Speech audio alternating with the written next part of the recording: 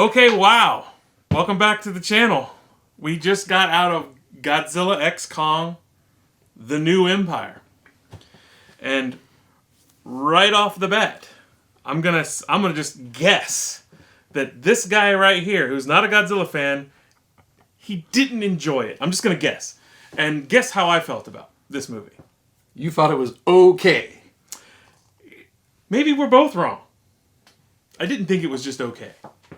I thought it was better than okay. Huh. Yes, better than okay. You were not wrong. To be clear, you were not wrong. Okay, it was better than okay. It was okay. That was like, oh, all right. You know how it, all right. Real okay. Now, here's the thing. From a Godzilla fan like me, and I'm not going to try to tie this back into the Showa era, because, you know, that's what the trailer was making it seem to be. Yeah, that's not what we're talking about, right? Yeah. This movie, Godzilla x Kong, The New Empire, was like it was made in 1982 or 1983 in America. You're making a face, but hear me out. I'm listening. This is just my hot take. Enlighten me. This movie had the vibes of early 80s fantasy movies that were, at the time, looked at as like, but have then since become cult favorite classics, such as Crawl, such as Labyrinth, The Dark Crystal, Baby, Secret of the Lost Legend. That's a deep cut. Oh, I know it. You know it. I know it.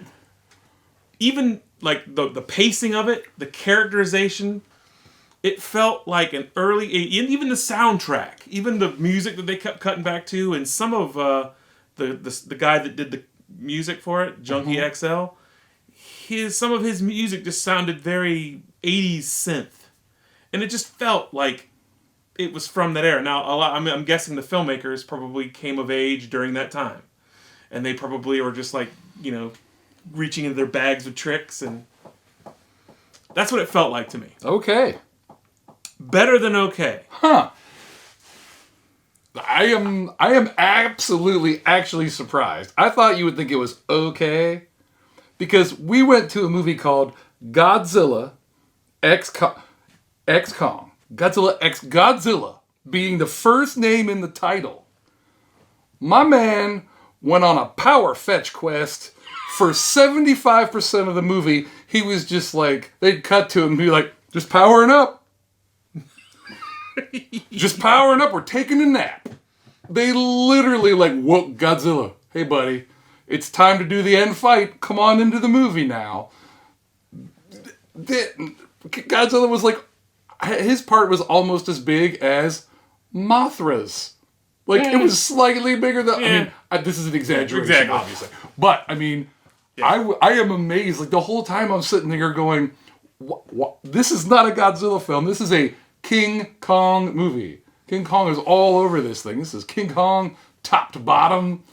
Or Kong. I guess we don't call him King Kong. Sorry, I'm giving him a title. Yeah, there's got to be some licensing thing there. I'd assume. We have the returning cast. We have Rebecca Hall. She's back with her little adopted daughter. And Brian Tyree Henry's back as a podcaster who's smarter than scientists, who can interpret scientific data better than they can, because the scientists couldn't look at some readings from 2 other Godzilla movies and go, damn, that's the same shape. At the end of the day, we're just going, this shit looks like a triangle. And he went, yeah. Look, it looks like a triangle. In 2014, Bryan Cranston figured that out on his own, and he wasn't a scientist. Or maybe he was. He worked at a nuclear power plant at least. So, but he at least was able to put that. It was legit the same thing. That same thing. 10 years ago. Right. Which this brilliant... I mean, they have a whole base. They have people just studying this around the clock. And my man is locked up in his stinky apartment recording podcasts. Yeah, he didn't go anywhere after, and that was the bone of contention, obviously, that he had in the film as well. He didn't get his credit. He didn't elevate himself because of that, and people were still doubting that he was even doing that stuff. That was script. That was just like, let's have him be exactly where he was in the first movie. Yeah. Yes. And let's have him be a little bit salty about that. But yet still lovable and friendly and funny. Right. Agreed. I like him as an actor. I liked him in this movie. I didn't really like... It's one of these things where you can tell you like an actor when his jokes aren't landing for you, but you're still like, hey man, you tried. Yeah, I appreciate what you're doing there. He comes off as naturalistic. Like, he's... Yes. Even if it doesn't land, it just seems like it came... It seems like that line wasn't written for him. Mm-hmm. It almost felt like it was ad-libbed, which a good actor will make any line sound ad-libbed, and then even better actors will even actually ad-lib it, but it lands. And speaking of other actors, we have who I'm calling D-level Star-Lord, Dan Stevens as the Kaiju Dentist. Ah, yes. I mean, like, legit, there's a plot point in the film because Kong has a toothache. Yep. And they have to pull Kong's tooth. It's like a thing that happens. with this Star-Lord Hawaiian shirt wearing wannabe with his little Bluetooth speaker where he's got to play music that doesn't hit as good as music hits in Guardians of the Galaxy. Yeah. I mean, like, he's just a straight-up rip-off top to bottom. Yep. You know, you can actually see that in a pitch meeting. They were just like, what worked? Grab something like that. Let's get a little Star-Lord. Let's get a little classic music from the past that resonates, and we'll have a little scene where they pull out a Kong tooth with a anti-gravity forklift. They pull out a Kong tooth with an anti-gravity forklift. And then they give him an implant. Yeah. That he somehow made. Yeah. He just had one ready to go. He had one in stock. So later, when Kong first encounters the Scar King can dental shame Kong and make jokes about his teeth to the other apes who laugh at him like it's middle school. Like, again, this movie was not made for me. This movie was... The humor was not aimed Take it further. at me. It came back around full circle. Oh, yeah, when Scar King loses his tooth. So we Right. can all go, hee, now you have a missing tooth. Which I think is hilarious because he lost his tooth. So I'm like, haha, he's gotta be humiliated for the rest of his life. Which, spoilers, lasted what? 15, 20 seconds? Another couple minutes. Yeah, I mean, like, it all happened in the same scene. So it's not even like anybody even pointed I'm gonna at it. humiliate you, and then you're gonna die. I don't... Like, no. Did you hate this movie?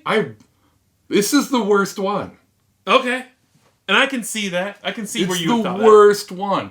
And it's like, again, it's like what they do. It's what everyone does with sequels. Let's just turn it up to 11. Like, everything just gets to the extreme. This was 111. We don't even care.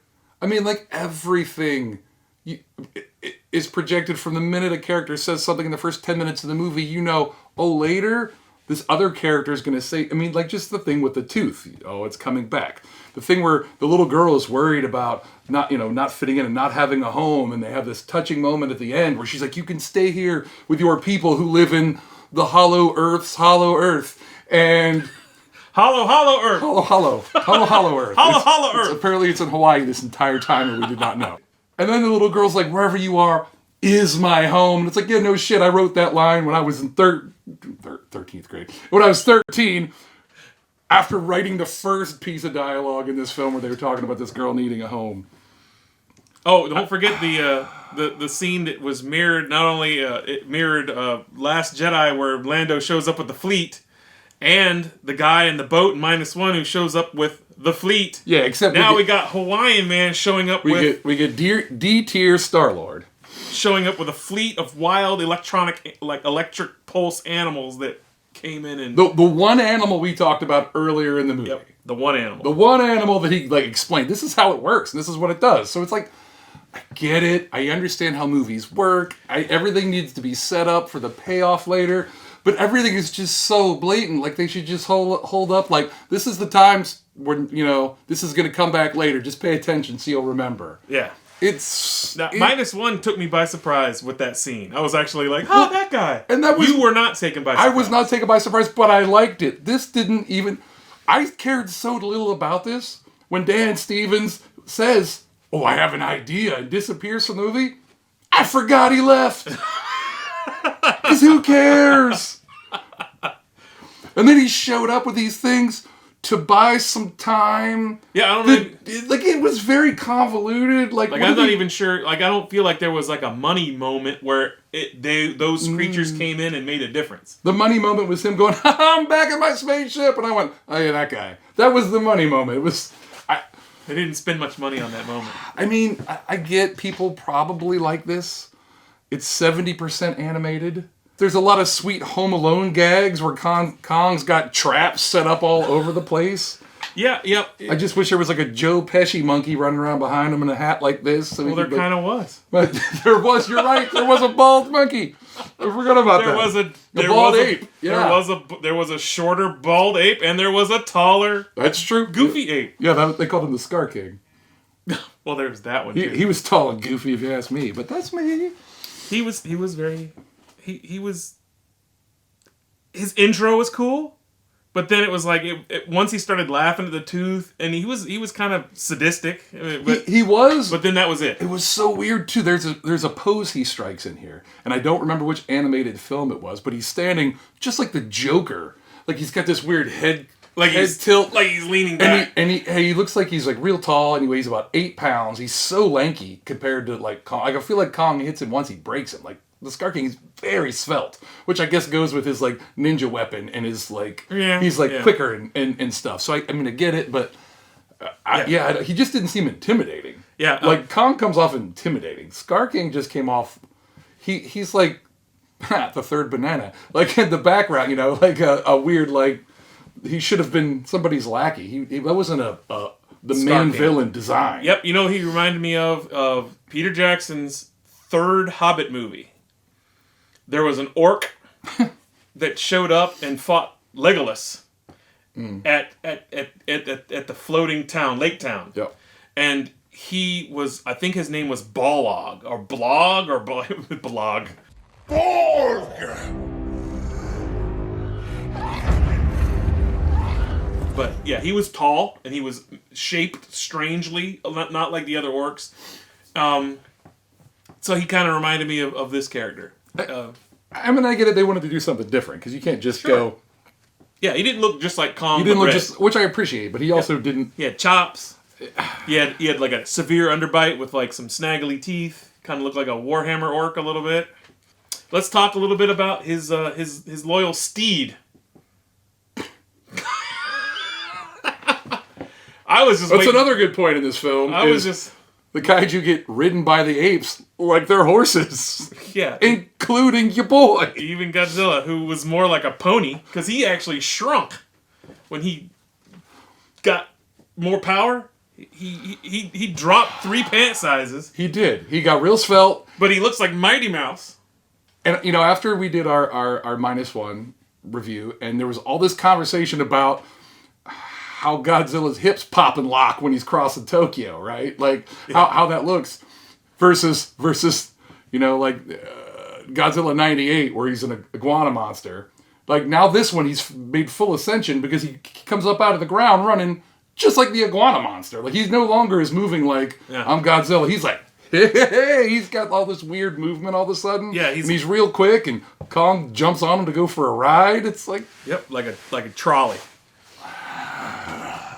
But did you hate that? Yeah.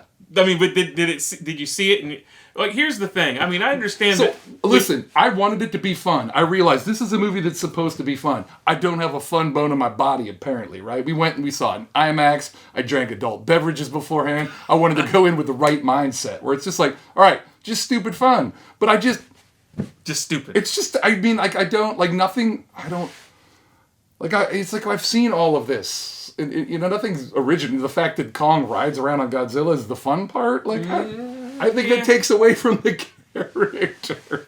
He already just had to go on a fetch quest. Now shows up to be the dog, and his finishing move was to shoot the sky to bring the sun back out. He didn't even kill anybody. Yeah, I actually forgot about that. He didn't even kill anybody. That was his big moment. Like, look at this, guys. I've been powering up all day to bring back the sun.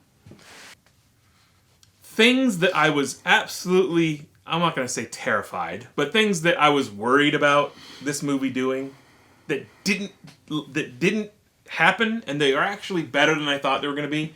Exhibit number 1 was going to be Mini Kong. Mini Kong was nowhere near as bad as I thought he was going to be. I thought he was going to be the bane of my existence in this movie. But I actually dug the little dude. He was like, they played him like, he wasn't overly cute at all. He seemed sort of like a neglected child. Like he was feral. He was kind of had a little mean streak to him. He was kind of a little dickhead at first.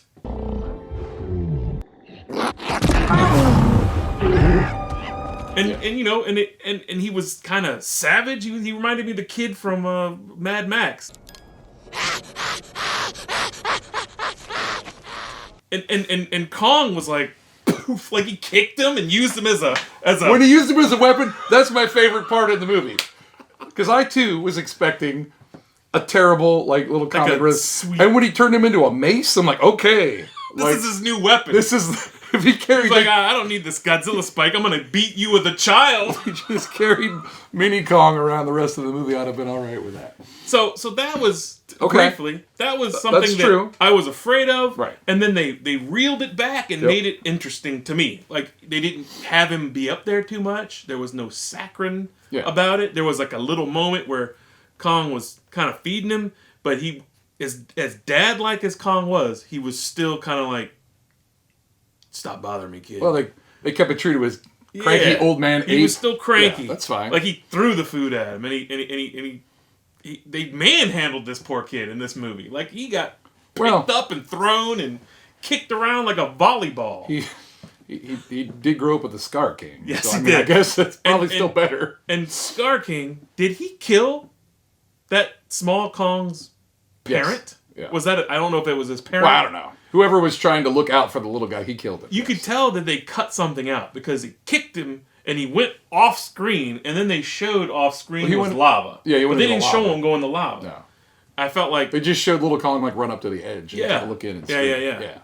So they were definitely setting up that Scar King was definitely an abusive. As if you didn't know. Like someone who, from the trailer, he has a commune of giant-sized gorillas, some of which are his loyal brute squad, and some of which are just kind of like Norm from Cheers, just sort of like sitting in the corner, kind of pushing, they look like I don't even know what they were doing. They were just pushing blocks around. They didn't really even have a... Yeah, they never really got into what... They weren't doing anything. They were just toiling away at whatever. Rearrange my bricks. Take that rock from there and put it over there. And he sat up on a... maybe they explained it. Maybe I didn't have the attention span for it, but I didn't. Who knows what they cut out of this movie to make it as short as it actually was. Yeah. It was an hour and 55 minutes. I do appreciate the runtime. Yeah, it was... In modern cinema, everything's pushing like the 3-hour mark. We didn't need 3 hours of that. I liked it. I didn't love it. There were parts of it that I was like, dude, this is I'm smiling about this damn movie. And then there was other scenes where I was like, okay, let's keep going. It was like, all right, we've been here too long. I got a big giant smile on my face when Kong met and fought with the other Kongs. I thought that was kind of cool. The other Kong, you expect that they're gonna have he was gonna have a moment, and then all of a sudden they're ganging up on him and beating him and using dirty tactics. And of course, I think they're malnourished down there in the hollow earth, because none of them could really hold a candle. He was much beefier and much stronger, and didn't seem to have a problem with him until they were fighting him, 2, 3, 4 at a time. Yeah. Yeah. Some of the Kong fights were okay. I like when Kong got jumped. I like when he actually accidentally knocked a dude off a cliff, grabbed the ape, saved the ape, brought the ape back up. The ape went to kill him, and then Kong's like, nope, just boots him off the edge, which is cool. I dig that, right? So that was fine, but I mean, like it literally comes down to like shots like that, right? There's no scene that I thought was particularly good. Yeah, they unveiled Mothra like it was like we were all supposed to be like Mothra's been in these movies already. Mothra shows up. They kind of jammed her in this movie. Well, look, there's a movie that Godzilla fans of the Showa series will know what I'm talking about when I say Godzilla versus the Sea Monster. Mothra shows up in that, kind of like she shows up in this, just sort of out of nowhere. Right. and aids briefly, has a moment to shine, and then saves everyone while Godzilla's taking care of business. And when I was a kid, I was like, yeah, Mothra. I didn't even know she was in that movie. And then she popped up. I was a child. There was no internet. I had no idea. Seeing it for the first time was just like, dope, Mothra is back in it. You know? Cool. Like, adult form Mothra is back in it. I didn't know Mothra was in this movie. It was a surprise to me. When you saw the relief carving on the wall. And they pointed it out. It's Mothra. Yeah. Like you didn't know. So the whole thing, like when the indigenous people who live in Hollow Earth show up, and they're coming down, and they've been calling to the little girl, and it's the whole reason that they had the pyramids, and they were, all that stuff, right? So that's why they're down there. And the little girl's there, and that person's walking down like Gozer, right? Like, she's backlit, you can't tell what's going on. And I was like, man, if this is her twin, like I was waiting for it to be her twin. See, dude, that would have... Just when you said that, I never thought about that. But that would have been better. I was taking notes. I wrote down, twins, question mark. That would have been great. That would have been better. Missed opportunity. Right. She had a twin. Instead of these people who've lived in Hollow Earth for... Forever. Longer than Skull Island was around. Who look just like regular folks. Like, they just, like there's... You can't tell me that humans who have lived thousands and thousands of years in Hollow Earth just look just like regular folks. You could just put them in a suit and send them out in the street. They would have been... That's not how evolution works. They would have been slightly weird, slightly different looking. In a place where they control gravity, and it's either... no. No, and no. But whatever. I'm really going to start nitpicking the science. Right. Don't even go there. Right? Yeah, there's a whole bunch of stuff we could get into if we want to do that. But okay, so real quick, I want to address something that you said about this being King Kong movie again. Because Godzilla vs. Kong, it was largely Kong-centric, and Godzilla was in it a few times. Yeah. Godzilla was in this movie more than he was in Godzilla vs. Kong, by a large margin.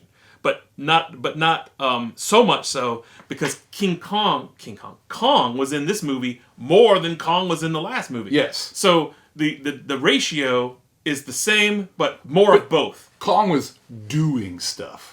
Godzilla was walking about, taking a nap, going for a swim.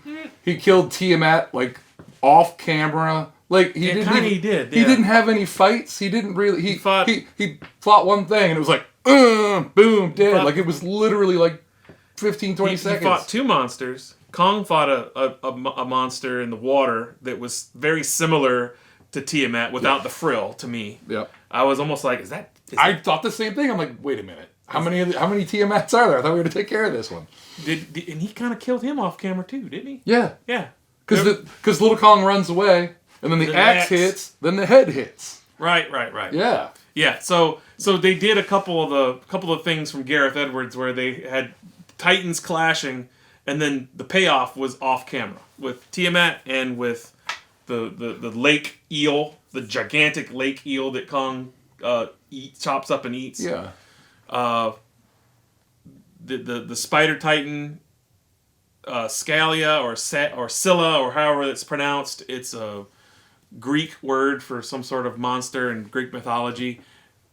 You get a satisfying Nickleodeon head explosion with all the goo that goes all over the place. Yeah. And then there's a lot of you can't do this on television and a lot of goo on heads. Again, 80s gross out action.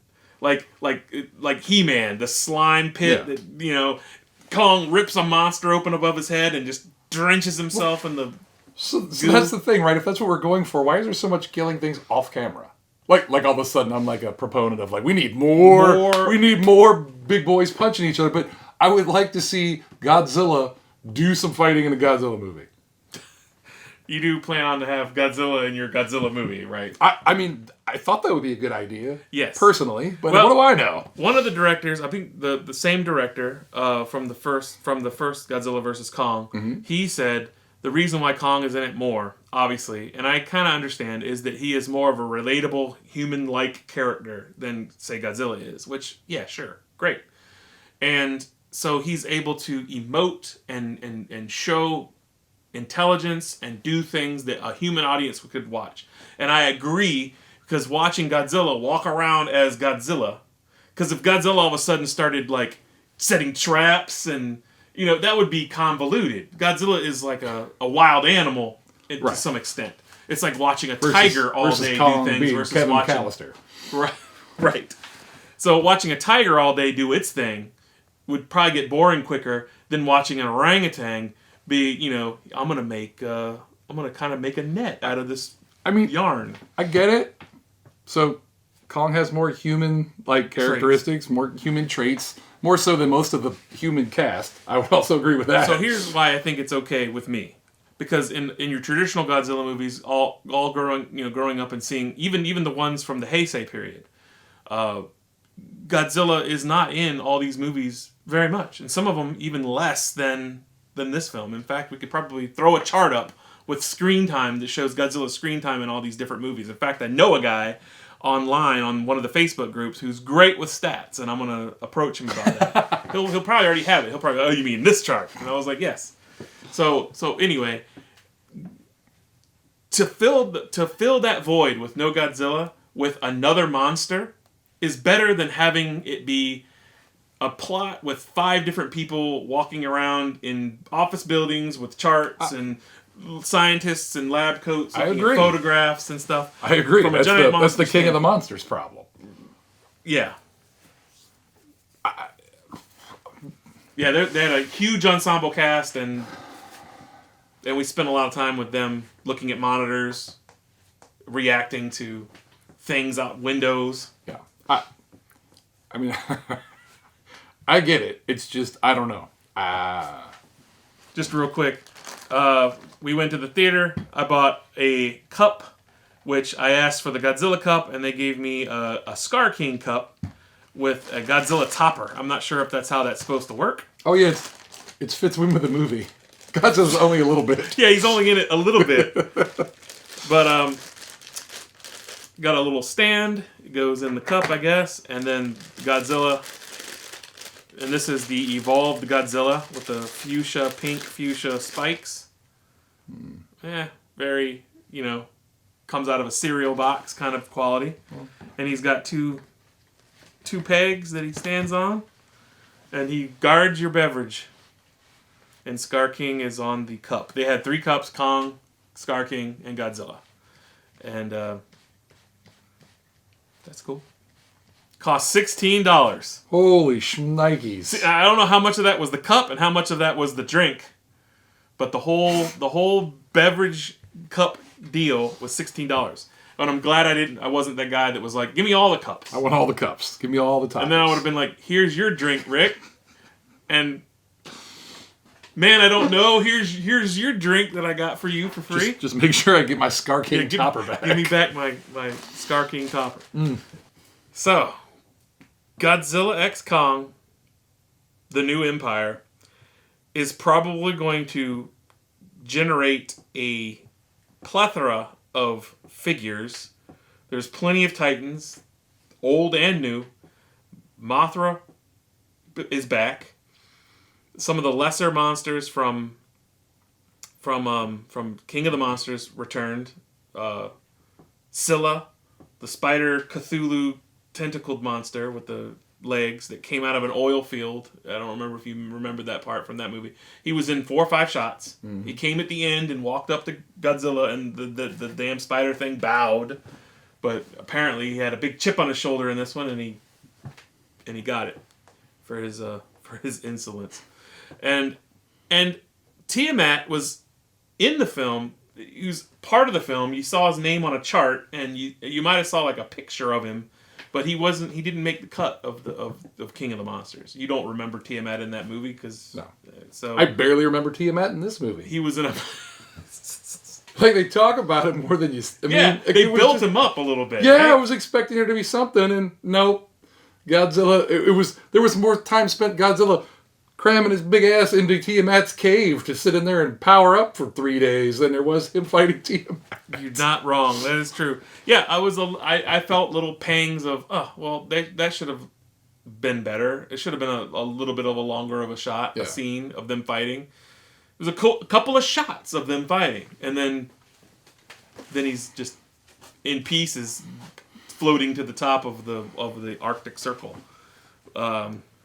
So collectible wise, we're gonna have new Godzilla with his fuchsia spikes, and he's dropped 4 pant sizes, and he's bonier. He's got more protrusions.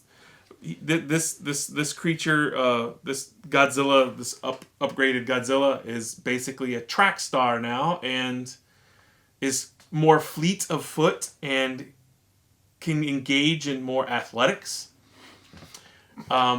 I don't know. It seemed like he lost the weight right when he needed it. You know, he was a heavyweight fighter, and he shrunk down to a middleweight, fighter, and all of a sudden he's got to go up against. Am I pronouncing it wrong? Shimo? Yeah, something like that. Kind of a giant white dragon quadruped with lots of icy, crystally spikes on his back that I was waiting for Scar King to sit on him wrong and really holler. Yeah, these are not the best guys to use as steeds. No. They do it anyway. No, yeah. Well, but I thought that creature had an interesting design. Was kind of his face kind of had a turtley, kind of like a tortoise face. There's a cameo of a lesser kaiju creature, kind of a quadruped lizard thing that tries to steal Kong's food. Mm-hmm. And he was in Godzilla vs. Kong. He was running around eating bugs, and now he's in here stealing Kong's food. I thought he was actually going to factor in more to it. When I saw him, I was like, oh, he's going to be hanging out with the baby Kong. They didn't. You never saw him again. Where do we go from here in the Monsterverse? Like, obviously, this is going to make... This is worldwide. It's probably going to do the same business that Godzilla vs. Kong made. So there's probably going to be a third Godzilla film. The budget on this one's the cheapest of all of them, too. Which is surprising. I heard that. It's like $135 million. There looked like there was twice as much craziness on screen in this movie as there was in the first one. I'm wondering how they did that. Did they use AI on some of it? Did they give everybody a pay cut? I mean... Right. That's what you worry about, right? It's like, hey, we found a way to do this. What did they do? Who made everybody work 80 hours a week and only pay them for 40. That was our new plan. I'm sure we would have heard about that by now, but yeah, this movie was the cheapest of all of the Monsterverse films, I believe. Mm-hmm. And as far as budget, there was a lot of CGI, and it wasn't bad CGI. It was well done. It was over the top and kind of cartoony. I mean, the CGI fit what it was attempting to do. I mean, it wanted to look like a bombastic Saturday morning cartoon, and that's what it did. Exactly what it did. But you think that's a lot of money that went on with that. I guess they didn't have any big stars in this film. I just wonder, they don't have any big stars. And I wonder how much CG when you're not even trying to make it fit into anything. I mean, almost the entire thing took place on Hollow Earth, so everything's CG, right? So, I mean, it's literally an animated. I mean, it's the sets were minimal. It's all just cartoons all the way, So maybe that's how. I also wonder how much once they make a place in the computer, they don't have to make it again. Right, it's there, and they can just use it and show it from different angles. Yep. Like a video game, assets and stuff, and that's what I would assume, right? They probably had to reuse a lot of stuff from the previous films. So Kong is, I mean, I think that all the CGI is a little better than some of the other ones because the hairs on Kong, the debris stuck in his fur and stuff was good. Godzilla, when he gets upgraded, I guess they threw this design out the window, and now he's going to be. Lean Godzilla for the next film. Yeah, I don't know. Well, one of the writers was credited on Godzilla 98, so maybe he's just trying to bring it back. Was he now? Yeah. I did not know that. I believe it's a point of contention for him that he does not appreciate the writing credit on Godzilla 98. I believe his argument is they threw his entire script out. Oh. He also wrote Shrek. So, things like that. Well, that's funny because Shrek was a comedy, and I feel like Godzilla 98, for the most part, was a comedy as well. As was this. I will say, and this is definitely for another video, Godzilla 98 started out good. I can't even talk about it. I don't remember 98. All right. You keep trying to like bait me with that. I'm like, I got nothing. Got It's nothing. just All right. Godzilla X Kong. What did you guys think? Best of the Monsterverse? Worst of the Monsterverse? yes. The most fun? The most unpredictable? The most predictable? Let us know in the comments. Let us know what you think. What do you guys want to see for the next Monsterverse film? Godzilla X Kong, the old empire, the hollow Earth. Don't they just have to go to space next? They've reached the center. That's it. He just said it. What they have to do now is a sort of a close to a destroy all monsters sort of a scenario where we have aliens from space that come down and Godzilla unites all the Earth monsters, all the ones that are left that he didn't explode their heads, have to join up to fight these aliens, and maybe we'll see a resurgence of King Ghidorah because he was the big alien from space. Another alien from space that we haven't seen yet in the Monsterverse is Gigan. Gigan, you're like, no. Oh wow, Gigan! Gigan. You might know he's got hooks and a razor blade down his chest, and he kind of looks like A razor blade. like a buzzsaw in his chest. Okay. It's like a bandsaw in his chest and hooks. It's like a Silverhawk villain. He is a cyborg creature from outer space. Another monster that he fought Godzilla with was Megalon. That was the movie where Godzilla ran and jumped and went like this. He actually hit Megalon. Gigan was in that film as well. He's a space monster. They already did Mecha-Godzilla, so they can't really go back to that. I guess why not? I mean, they could take the pieces of Mecha-Godzilla and make him into a good Mecha-Godzilla to help fight the aliens. That wouldn't be surprising to me. They got the Power Glove just sitting around. They were building whole mech suits for Kong. They could do any damn thing. That's true. Why can't... That'll be the new Mecha Godzilla. It'll be Godzilla in his mech suit that they build him. Yeah. No, I really can't. Godzilla like Ripley at the end of Aliens. It's like... That'll be exciting. Yeah, they actually made a toy with the Godzilla in a mech suit from the last film. So I wonder if that was something that they had that they cut out. What? Yeah, there was everybody thought it was fake. And then everybody was like, it was sure fake because it wasn't in the movie. But I know how these things work, and so do you. Mm-hmm. If they built that, then they were thinking about that at one point. But they were like, this is still going to be a great toy. You know, like they had a toy from the Avengers of Hulk hulking out of the Hulkbuster suit. Mm-hmm. And everybody was like, I know he's going to bust out of the suit, but then he didn't because they changed it. But they kept the toy because it was already produced by the time that they changed this in the script. So Godzilla in Godzilla King of the Monsters, or maybe it was Godzilla versus Kong. Godzilla had like metal braces around his legs and like up over his head, and it was like there was lights on it that like they went on his dorsal plates. Each one went on the plates and was like giving him additional power or something. I don't know. Yeah, exactly. I was like, oh dear Lord. But they went there with Kong in this one. Yeah, so all bets are off. So again, they go to space, they get their spacesuits on. Oh God. It's the Fast and the Furious. It's the Fast and the Furious. You called it. Boom! No, that's all they can do. They can't go any further into the Hollow Earth because there is no more in there. I mean, I'm sure there's plenty of unexplored territory. Well, that's what she said, right? But we've only explored 13% of Hollow Earth. Exactly, but then they kept going deeper. Instead of exploring what they had, they just went deeper into the Hollow Earth. It was like, okay, yeah, there's a whole new sky down there. There's a whole new lighting and. Yep. Okay. So space it is. Space. Godzilla and Kong in space. Or space aliens come down to Earth. Earth monsters unite to defend the planet. But I do feel like that this Monsterverse is sort of coming to an end. I feel like it's about run its course. I think it has to. Because I feel like if they do one more movie, I can't imagine them doing another movie unless it's like a spin-off with other things. You know? Yeah. But I don't know. I don't know anything about their contracts or what they have going on. I think as long as they keep making money, they'll keep making them. There's been plenty of franchises that have shown us that that's the way.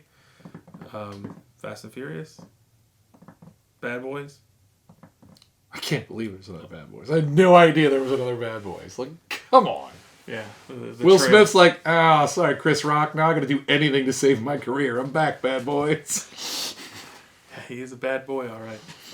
Yeah, I thought it was a joke when that trailer came on. I was like, this is a parody. It was like a skit to make you go out and get candy from the concession stand. Yeah. I was like, are these guys really just gonna sell concessions now? Like, no way, this is a movie trailer for real. Bad Boys, Ride or Die, right? That's the name of the Ride or movie? Die. Yeah. Die. Pass. I would rather die. Yeah. Not going on that ride. So anyway, thanks for joining us. See you next time. So abrupt.